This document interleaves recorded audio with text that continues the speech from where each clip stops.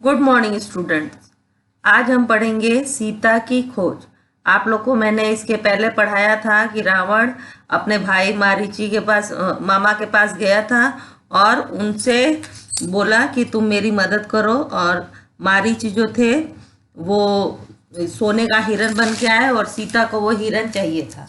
और सीता ने पहली बार कुछ मांगा था तो रामचंद्र जी उनको देने के लिए वापस उसको मार के लाने गए। अब हम लोग एक चैप्टर छोड़ रहे हैं, सोने का हिरन। उसमें क्या था वो मारीची के पीछे जाते हैं। अब आगे का पढ़ते हैं हम चैप्टर सीता की खोज। राम के मन में कई प्रकार के प्रश्न थे, आशंकाएं थी। मारीच की माया उन्होंने देख ली थी, वह छल से उन्हें कुटिया से दूर ले आया था। अब क्या होगा, यही सोचते हुए वे कुटिया की ओर भागे चले जा रहे थे। वापसी में एक पल भी विलंब नहीं करना चाहते थे। लक्ष्मण को वे कुटिया पर छोड़ आए थे सीता की रखवाली के लिए। अच्छा हो कि लक्ष्मण वहीं हो, ऐसा रामचंद्र जी सोच रहे थे कि अच्छा हो कि लक्ष्मण वहीं पर हो, कि उसको वहां पर उन्हें छोड़ा था। मारीची की माया आवाज उन तक ना पहुंची हो। राम ने सोचा सीता अकेली रही तो राक्षस उसे मार डालेंगे, खा जाएंगे। तभी उन्होंने पगडंडी से लक्ष्मण को आते देखा। मैं आपको आगे की स्टोरी बता दूं। जैसे ही उन्होंने रामचंद्र जी ने वो सोने के हिरन को मारा तो उसने क्या बोला, हे लक्ष्मण। तो ये आवाज सीता तक आई और सीता कहने लगी कि तुम्हारे भाई खतरे में है, लक्ष्मण तुम जाओ उनकी रक्षा करो। और लक्ष्मण मना करने लगे कि भाई ने कहा है कि आपको मैं छोड़ के नहीं जा सकता हूँ, आपकी रक्षा मेरी जिम्मेदारी है। तो सीता लक्ष्मण को भला बुरा कहने लगी। तो लक्ष्मण एक लक्ष्मण रेखा खींच के और वन में गए और बोला कि आप इस लाइन को पार मत करिएगा, ये रेखा को पार मत करिएगा, ठीक है। तो जब वो गए तो जब वो जा रहे थे तो रामचंद्र जी ने उनको पगडंडी पर से आते हुए देखा। वही हुआ जिसका राम को डर था। अनिष्ट की आशंका और बढ़ गई। पता नहीं सीता किस हाल में होगी। राक्षसों ने उन्हें मार डाला होगा, उठा ले गए होंगे। अकेली सीता दुष्ट राक्षसों के सामने क्या कर पाई होगी। कुटी छोड़कर आने पर वो लक्ष्मण से क्रुद्ध हुए। उन्होंने क्रोध पर नियंत्रण रखा। लक्ष्मण का बाया हाथ जोर से पकड़ लिया। डर ने दोनों भाइयों को घेर लिया था। देवी सीता ने मुझे विवश कर दिया भ्राते। लक्ष्मण ने ऐसा कहा कि देवी सीता ने मुझे मजबूर किया आपको ढूंढने के लिए। उनके कटु वचन में सहन नहीं कर सकी। कटाक्ष और उलाहना नहीं सुन सका। मैं जानता था कि आप सकुशल होंगे। आपकी सुरक्षा को लेकर मेरे मन में कोई संदेह नहीं था, तब भी मुझे कुटिया छोड़कर आना पड़ा। लक्ष्मण ने कहा, यह तुमने अच्छा नहीं किया।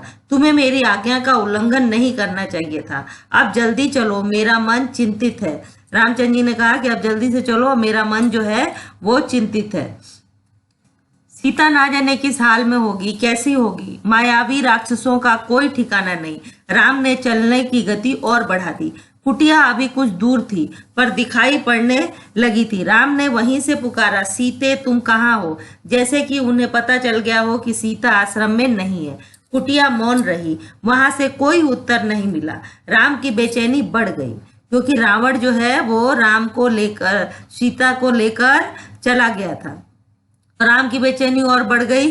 उनकी एक आवाज पर कहीं से भी उपस्थित हो जाने वाली सीता वहां नहीं थी। अनुपस्थिति बोलती कैसे? राम की अनुपस्थिति यानी कि जब वहां पे सीता थी नहीं तो वो कैसे बोलती, वो अनुपस्थित थी। राम की आवाज पेड़ों से टकराकर हवा में विलीन हो गई, कुटिया के शून्य में समा गई। राम पुकारते रहे, उत्तर में उन्हें हर बार संकट ही मिला। चुप्पी हर ओर थी। हर दिन हवा के झूलने वाली पत्ते शांत थे। लताएं गुमसुम पड़ी हुई थी। चिड़िया की चहक लुप्त थी। कुटिया के निकट घूमने वाले पशु पक्षी चुप खड़े थे, वह सब स्तंभ थे। राम भागते हुए आश्रम पहुंचे। कुटिया में जाकर देखा, सीते सीते पुकारते हुए उन्होंने आसपास की हर जगह देखी। पेड़ों झाड़ियों के पीछे गए, उन स्थानों की ओर भी जहां सीता जा सकती थी। सीता का कहीं पता न था। शोक से व्याकुल राम रोने लगे। सीता से बिछुड़ना उनके लिए असहनीय आघात था। वे सुध बुध भुला बैठे।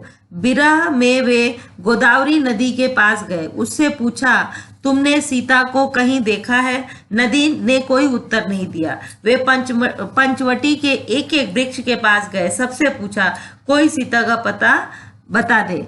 हाथी के पास गए, शेर के पास गए, शेर से पूछा, फूलों के पास रुके चट्टानों पत्थरों से प्रश्न किया। अर्थात कि रामचंद्र जी सीता के जाने से इतने दुखी, इतने व्याकुल हो गए थे कि वो हर एक चीज से प्रश्न कर रहे थे कि तुमने मेरी सीता को कहीं देखा है? शोक संतप्त राम भूल गए कि चट्टानें नहीं बोलती, पेड़ पौधे बात नहीं करते, उनकी भाषा मौन है, उनके उत्तर भी मौन ही है।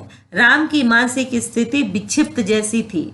विक्षिप्त यानी कि जो पागल हो जाए उस तरह की हो गई थी। एक बार उन्हें लगा कि सीता वहीं है कुटिया के पास, अभी भागकर पेड़ के पीछे छिप गई है उन्हें खिजाने के लिए। मेरे साथ परिहास मत करो, परिहास यानी मजाक, मेरे साथ मजाक मत करो सीते। राम उस पेड़ की ओर दौड़ पड़े, वहां कोई नहीं था। वे निराश होकर पेड़ के नीचे बैठ गए। राम का दुख लक्ष्मण से देखा नहीं जा रहा था, उनका व्यवहार सहन नहीं हो रहा था। वे राम के निकट गए, विलाप करते। राम ने कहा, मैं सीता के बिना नहीं रह सकता, तुम अयोध्या लौट जाओ। लक्ष्मण, मैं वहां नहीं जाऊंगा, यही प्राण दे दूंगा। उन्होंने क्या बोला लक्ष्मण को कि तुम अयोध्या लौट जाओ, मैं वहां पर नहीं जाऊंगा, मैं यहीं पे अपने प्राण दे दूंगा, क्योंकि मैं सीता के बिना नहीं रह सकता हूँ। कि मैं सीता के साथ आया था, उसके बिना कैसे लौटूंगा? नगर वासियों को क्या मुंह दिखाऊंगा? तुम जाओ, मुझे यहीं छोड़ दो। आप आदर्श पुरुष हैं, आपको धैर्य रखना चाहिए, इस तरह दुख से कातर नहीं होना चाहिए। हम मिलकर सीता की खोज करेंगे, वे जहां भी होंगी हम उन्हें ढूंढ निकालेंगे। सीता हमारी प्रतीक्षा कर रही होंगी। लक्ष्मण ने उन्हें ढाढ़स बंधाते हुए कहा। राम शांत हुए, पर थोड़ी ही देर में हाँ प्रिय कहते हुए पुनः विलाप करने लगे। इसी बीच आश्रम के आसपास भटकने वाला हिरणों का एक झुंड राम लक्ष्मण के निकट आ गया। राम को लगा कि हिरण सीता के बारे में जानते हैं, उन्हें कुछ बताना चाहते हैं। हे मृग, तुम ही बताओ सीता कहाँ है?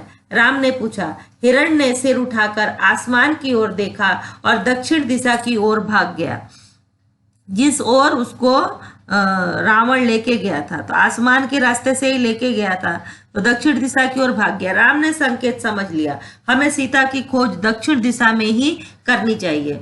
अब आप भारत का मानचित्र देखो, उत्तर में हिमालय है और दक्षिण में क्या है? आपका रामेश्वरम है, और उसके ही नीचे श्रीलंका है, दक्षिण दिशा की ओर।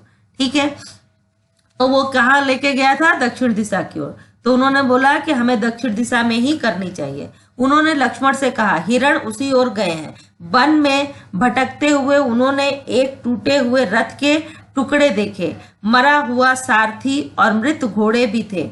वन में रथ का क्या प्रयोजन, उसके टूटने का क्या अर्थ? राम असमंजस में पड़ गए। लगता है थोड़ी देर पहले यहाँ संघर्ष हुआ है। लक्ष्मण ने कहा, यह पुष्पमाला वही है जिसे सीता ने वेड़ी में गूंथ रखा था। एक फूलों की माला जिसको कि उन्होंने अपने गजरे में लगाया था, वो वही था जिसको कि लक्ष्मण ने पहचान लिया। निश्चित तौर पर सीता राक्षसों के चंगुल में फंस गई हैं। यह माला संघर्ष के दौरान वेणी से टूटकर गिर गई होगी। उन्होंने ऐसा बोला कि ये संघर्ष के दौरान टूटकर गिर गई होगी। पर यह रथ कैसे टूटा?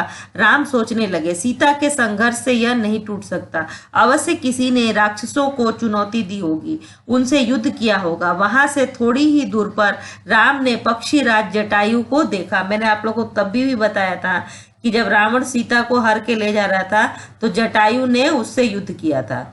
तो पक्षीराज जटायु को देखा, पंख कटे हुए, लव लुहान, अंतिम सांसें गिनते हुए। हे राजकुमार, सीता को रावण उठा ले गया है, मेरे पंख उसी ने काटे। सीता का विलाप सुनकर मैंने रावण को चुनौती दी, उसका रथ तोड़ दिया, सारथी और घोड़ों को मार डाला, स्वयं रावण को घायल कर दिया, पर मैं सीता को नहीं बचा सका। रावण उन्हें लेकर दक्षिण पश्चिम दिशा की ओर उड़ गया। कहते कहते जटायु ने प्राण त्याग दिए।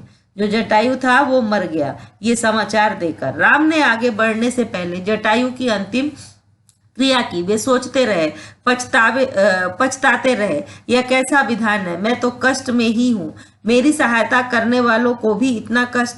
राम की आंखें नम हो गई। उन्होंने जटायु को अंतिम बार प्रणाम किया। जटायु ने सीता के बारे में महत्वपूर्ण सूचना दी थी। रावण का नाम बताया, दिशा बताई जिधर सीता को लेकर वह गया। राम जटायु की चिता के पास मौन खड़े रहे। यह समय विलाप करने का नहीं है, तुम्हें तुरंत दक्षिण दिशा की ओर जाना चाहिए, सीता उधर ही होगी। लक्ष्मण ने तत्परता दिखाई। तो उन्होंने क्या बोला कि हमें तुरंत दक्षिण दिशा की ओर जानी चाहिए और सीता उधर ही होगी, ऐसा लक्ष्मण ने बताया। आगे का मार्ग और कठिन था। राम और लक्ष्मण को लगभग हर दिन राक्षसी आक्रमणों से जूझना पड़ा। अनेक कठिनाइयां आई, अवरोध मिले। दोनों राजकुमार प्रत्येक बाधा पार करते चले गए। उनके सामने लक्ष्य स्पष्ट था, दिशा तय थी, उन्हें कोई रोक नहीं सकता था। वन मार्ग जितना कठिन होता गया, उनकी दृढ़ता बढ़ती गई। वनवासी राजकुमार प्रतिदिन सुबह उठते और दक्षिण दिशा की ओर चल पड़ते। एक दिन यात्रा के आरंभ में ही एक विशालकाय राक्षस ने उन पर आक्रमण कर दिया। उसका नाम कबंध था। कबंध देखने में बहुत डरावना था। मोटे मांस पिंड जैसा, गर्दन नहीं थी। कबंध का मतलब होता है जिसका कि सिर ही ना हो, सिर्फ नीचे का धड़ हो, ठीक है, उसको बोलते हैं कबंध। तो उसका नाम भी, तो उसकी गर्दन नहीं थी, एक आंख थी, दांत बाहर निकले हुए, जीभ सांप की तरह लंबी और लपलपाती हुई। राम लक्ष्मण को देखते ही कबंध प्रसन्न हो गया। उसने दोनों हाथ फैलाए, एक एक हाथ से दोनों भाइयों को पकड़कर हवा में उठा दिया। उसे मन मांगा आहार मिल गया था। बैठे बिठाए वह अपने शिकार को भुजाओं में लपेटकर मुंह तक ले जाता। इससे पहले ही राम लक्ष्मण ने अपनी तलवारें निकाल ली। एक झटके से कबंध के हाथ काट दिए, उसके हाथ धरती पर गिर पड़े। कबंध उनकी शक्ति और बुद्धि पर आश्चर्यचकित रह गया। कौन हो तुम दोनों? उसने पूछा। हम अयोध्या के महाराज दशरथ के पुत्र हैं, राम और लक्ष्मण। रावण ने राम की पत्नी सीता का हरण कर लिया है, हम उन्हीं की खोज में निकले हैं। राक्षस कबंध ने राम के बारे में सुन रखा था, साक्षात उन्हें देखकर प्रसन्न हो गया। उसने कहा, मैं सीता के संबंध में कुछ नहीं जानता, लेकिन तुम दोनों की सहायता का उपाय बता सकता हूँ। मेरा एक छोटा सा आग्रह स्वीकार करो तो मेरा अंतिम संस्कार राम करे। राम ने इस पर सहमति व्यक्त की तो कबंध बोला, आप दोनों पंपा सरोवर के निकट ऋष्यमुख पर्वत पर जाएं। वह वनराज सुग्रीव का क्षेत्र है। वे निर्वासित जीवन व्यतीत कर रहे हैं। सुग्रीव से मदद का आग्रह कीजिए। उनके पास बहुत बड़ी वानर सेना है। सुग्रीव के वानर सीता को अवश्य खोज निकालेंगे। कबंध की सांस टूटने लगी थी, उसका अंत निकट था। राम और लक्ष्मण को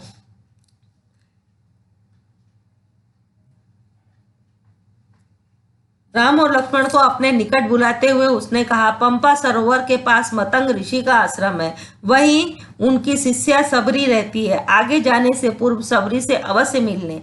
यही बोलते बोलते कबंध ने प्राण त्याग दिए। राम ने अपना वचन पूरा करते हुए उसका अंतिम संस्कार किया और पंपासर की ओर चल पड़े। कबंध की बातों से राम को बहुत ढाढ़स हुआ।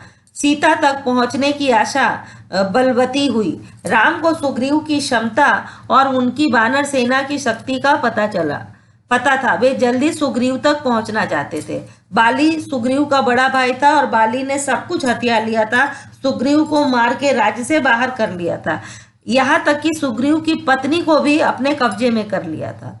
तो सुग्रीव जो है वो निर्वासित जीवन व्यतीत कर रहे थे। ऋष्यमुख पर्वत का रास्ता पंपा सरोवर होकर जाता था। पंपा सर का प्राकृतिक सौंदर्य अद्भुत था। मतंग ऋषि का आश्रम उसी सरोवर के किनारे था। लता कुंज से घिरा हुआ सरोवर का पानी मीठा था। सबरी की कुटिया आश्रम में ही थी। वह ऋषि की शिष्या थी। उसकी आयु बहुत हो गई थी, जर्जर काया, लेकिन आंखें ठीक थी। हर पल राम की प्रतीक्षा में खुली हुई। ऋषि ने उसे बताया था कि एक दिन राम आश्रम में अवश्य आएंगे और उससे मिलेंगे। राम को आश्रम में देखकर सबरी बहुत प्रसन्न हुई। उनकी आवभगत की, सेवा की, खाने को मीठे फल दिए, रहने की जगह दी। उसकी आंखें तृप्त हो गईं। राम ने उसे सीता के संबंध में पूछा। आप सुग्रीव से मित्रता करिए, सीता की खोज में वह अवश्य सहायक होगा। उसके पास विलक्षण शक्ति वाले बानर हैं। सबरी ने राम को आश्वस्त किया। अब सबरी जो थी वो राम की इतनी बड़ी भक्त थी कि वो एक एक बेर चुनकर मुंह से चखती थी कि ये बेर मीठा है कि नहीं। जो मीठा होता था उसको रखती थी कि ये मेरे राम खाएंगे। और रामचंद्र जी ने सबरी के जूठे बेर खाए। सबरी जो थी वो बड़ी ही नीच जाति की थी, भीलनी थी, तो भी उसके जूठे बेर खाए क्योंकि उसके अंदर अपार श्रद्धा थी कि ये चीज मैं राम जी को खिलाऊंगी, ऐसा वो सोचती थी। तो उसने बताया कि सुग्रीव के पास विलक्षण बानर है और वो आपकी सहायता करेंगे। सबरी ने राम को आश्वस्त किया। अगले दिन राम ऋष्यमुख पर्वत चले गए। उनकी व्याकुलता अब और घट गई थी। मन की शांति लौट आई थी। इस वीडियो में इतना ही। आशा है आपको ये पाठ समझ में आ गया होगा। धन्यवाद।